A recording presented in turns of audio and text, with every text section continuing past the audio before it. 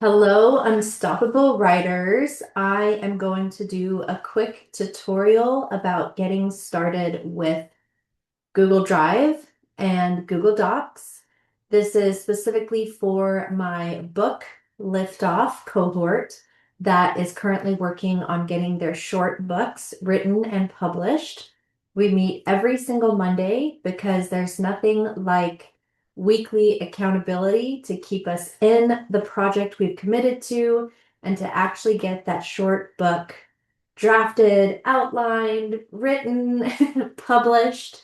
And so here is the overview. And some of you watching this may think, oh, Google Docs is so easy. This video is not for you. This is for those who perhaps have not used Google Docs before or just want to see how another writer is using Google Docs. So if that is you, you're new, or you're just curious to see a little bit of my system, this video is for you.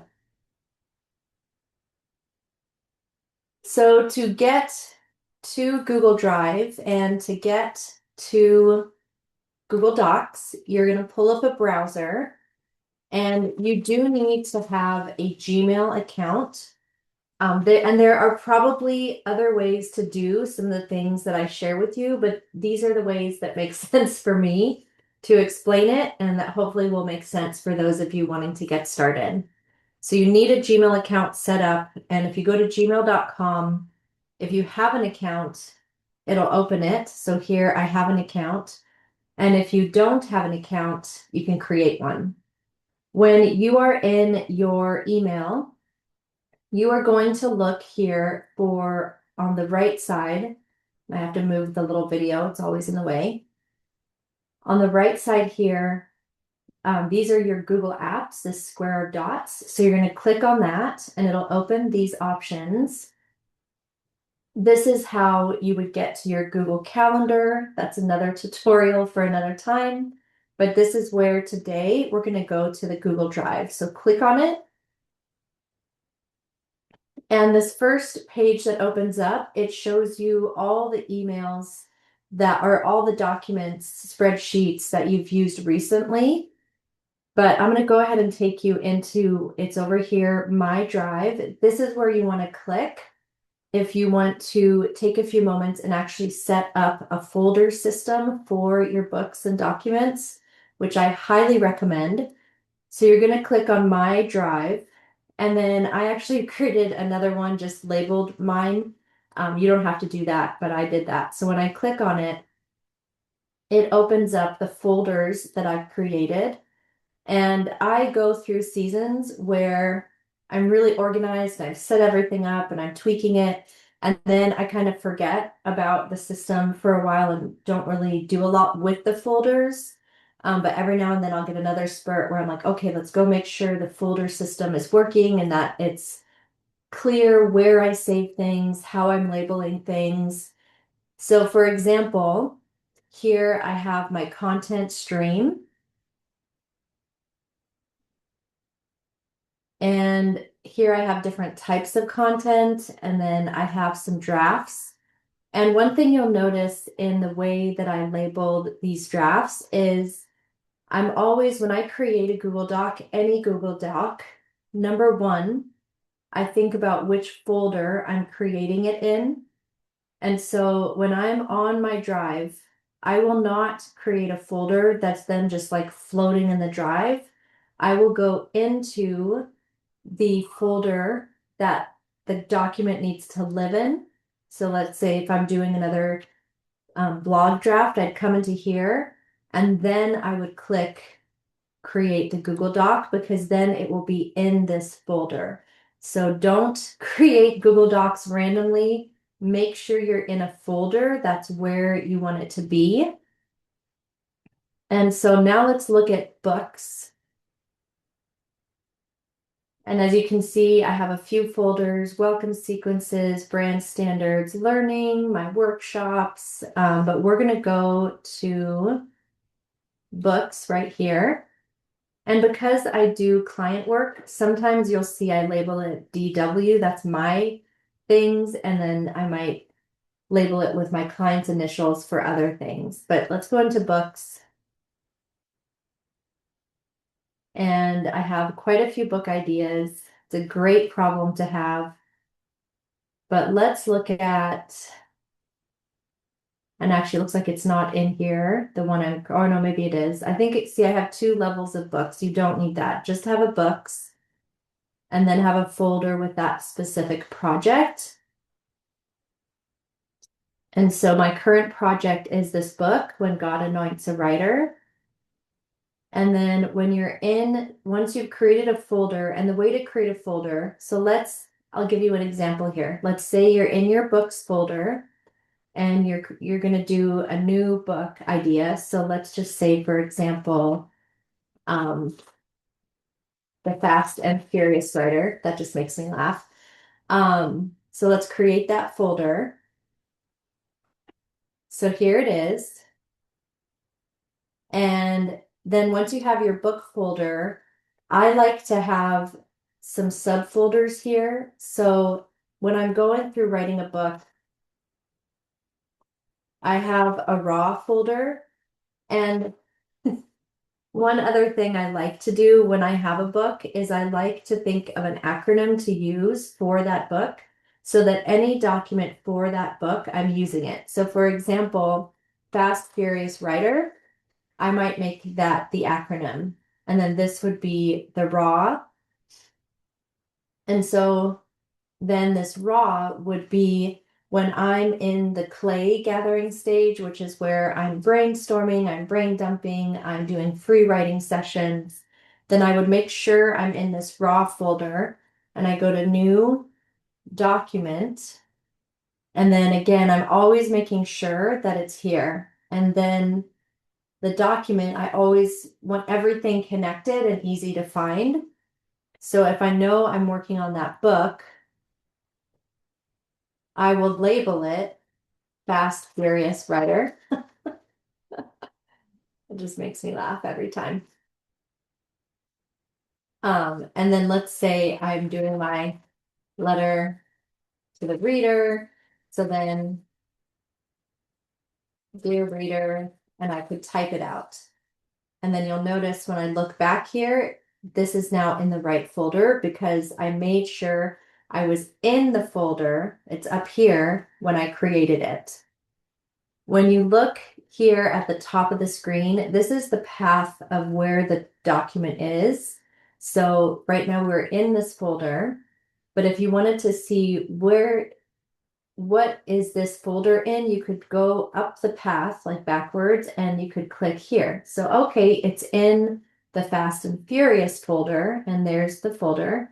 And then if you're like, but what's that folder in? You could click on books and it brings you back to all the books. Um, and typically it will put your folders alphabetically. But what you can do is if you know you want something to be at the top, you can,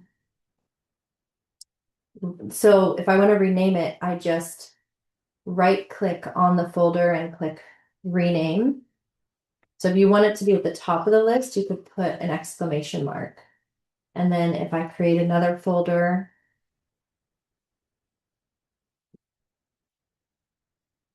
it'll be under that.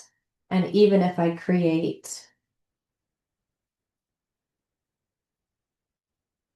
another folder that is an A that should appear higher up, it's still going to go under the exclamation part. So when I have a folder that's my main one that I'm currently working in, I will often rename it to have an exclamation mark so that it's right at the top there. Next, I want to show you a few things within a Google Doc. So let's go ahead and open my letter to the reader.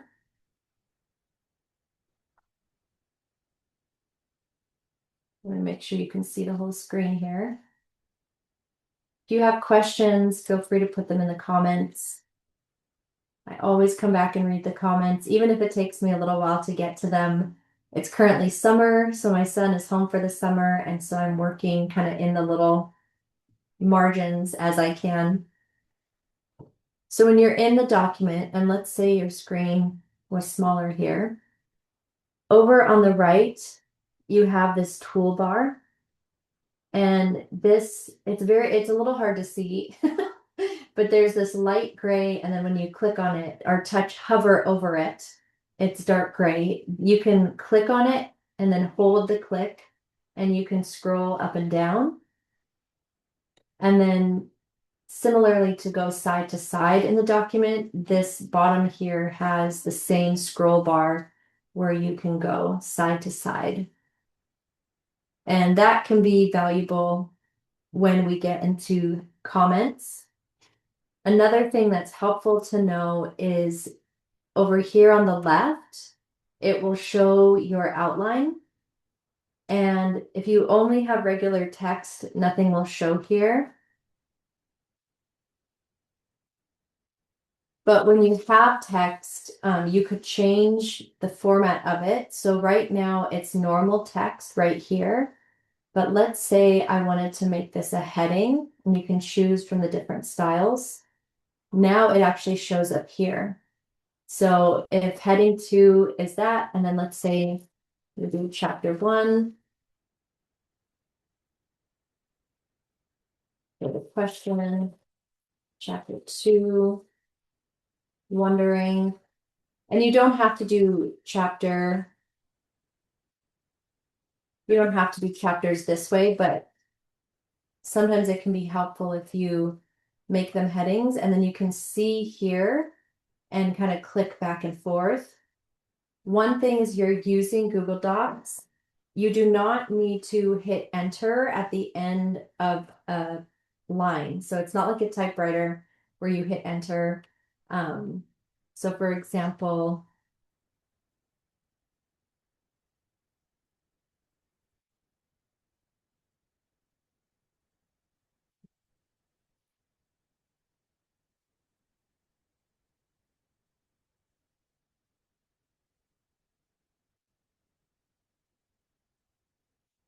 so you'll notice when I got to the end of the line here, I don't have to hit enter. It just automatically does it. If you are like manually hitting enter in the middle of sentences, or even to make more spaces between pages, please do not do that. It becomes a nightmare when for later trying to format your book. So the less formatting, the more clean your document can be, the better. And then because in book liftoff, we are giving each other feedback, I want to make sure I go over commenting and suggesting. So before I do that, if you decide I don't need this on the left tabs, you can click the little arrow and it just goes back to gray if that's less distracting. Now, let's say I wanted to share this document with my writing book liftoff group. You can click on share. And you have 2 options. You can put in an email address. So for example, this, you could put it in, and then you would select it. And once you put an email address in, you can decide, is this person going to get editing access? And that means they can delete things, they can move things. If you are giving this to beta readers or even to book liftoff members, I encourage you to put commenter, not an editor. That way they can do comments, but they're not changing your actual text. And then you could always write them a message like, hey, here's the next chapter. Looking forward to your feedback. So this is one way you can share a document, by putting in the email address, and then you would just hit send. Another way that you can share a document is you would click share again. And this time we would want to go down to the link and hold on. And so we'd want to go down to the link, and where it says restricted, only people with access can open with the link, we can change it to anyone with the link can view. Or And that means they can only look. They can't leave a comment, they can't edit. But if you're wanting to create a link to just send to a group instead of having to put every single email in, you can say anyone with a link can comment, and then you would just copy the link and it says link copied. And then what you can do is go to your email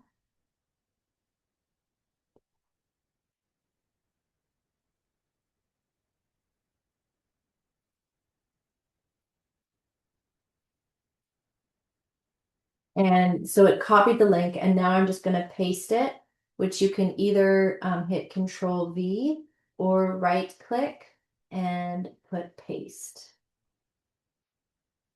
And now when I email this, they will have access, which is great. Now, when you get access to a document, this is the fun part. And just in case the person gave you editing access, the first thing you would do is look up here. And right now, if you see a pen, it means you have editing access. So when I'm editing for someone, I always come down and do suggestion mode because then I can make changes, but everything has to be either approved or ignored by the writer. So that lets you track all of the changes. But if the writer has only given you comment access, then you could still check the suggesting, but that's going to mean that any comments you make, the way to do them is to highlight the part that you want to comment on. And then you can click up here, add comment. And then you could tell them, I love this line. And then you would just hit comment. And they can actually reply to you. Thank you, Deanne. And then they would hit reply. And then if I'm the writer again and I don't need this comment anymore, I can just click OK. Let's see. Oh, the one other thing I wanted to show you, and again, if you have questions, feel free to put them in the comments. But let's say you created this document and then you realize, oh no, it's in the wrong folder. All you have to do is come to File and Move, and then you can actually select where you want it to go. So it gives me suggested ones, but then I can also go to all locations and find the folder that I want. And you can also do that when you're looking at the file here in the Google Drive view. You would simply right click and then go to Organize, which Marlis, this is the way I showed you. Go to Organize and then Move. And then you can simply request the folder that you want to move it to. Okay, my friends, that is the basics, the things I can think of. I may be forgetting something, so feel free to drop a comment if there's a tip or trick that you feel stuck on. And remember to stay curious and keep writing. Your words matter.